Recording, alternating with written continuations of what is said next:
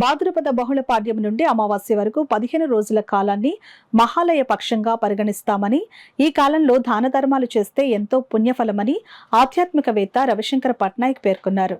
రమణీపేటలో Adapala trust కార్యాలయంలో పసుపులేటి నాగానందను స్మరించుకుంటూ ఆయన సతీమణి ప్రసన్న 40 మంది వృద్ధులకు గొడుగులు పంపిణీ చేశారు.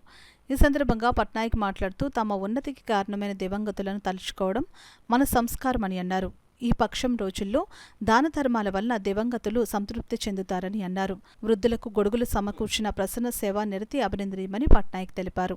ఈ కార్యక్రమంలో అడబాల రత్నప్రసాద్, ప్రసాద్ నాయుడు, ఎస్ శ్రీ నగేష్, అడబాల సత్యనారాయణ తదితరులు పాల్గొన్నారు. నువ్వు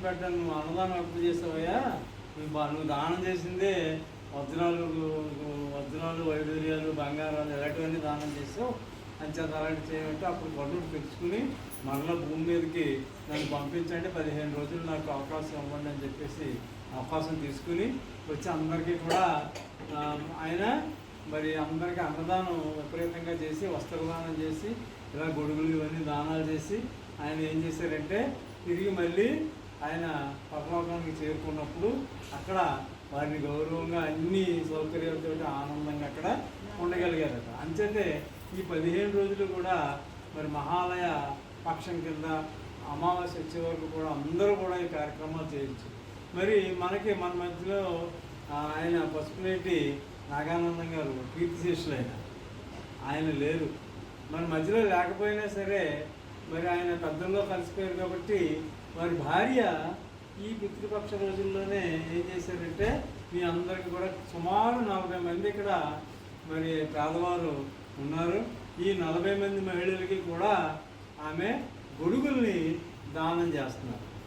గొడుగులు దానం చేయడం అన్నది చాలా విశేషమైనది. ఎందుకంటే ఈ తుఫాన్లు, వరదలు ఇవన్నీ కూడా ఈ టైంలో గొడుగు చాలా అవసరం. వర్షం వస్తే బయటికి వెళ్ళాలంటే గొడుగు కావాలి. మనకి వర్షం వచ్చేస్తుంది, ఎండ వచ్చేస్తుంది, రెండింటికి ఉపయోగపడేది గొడుగు.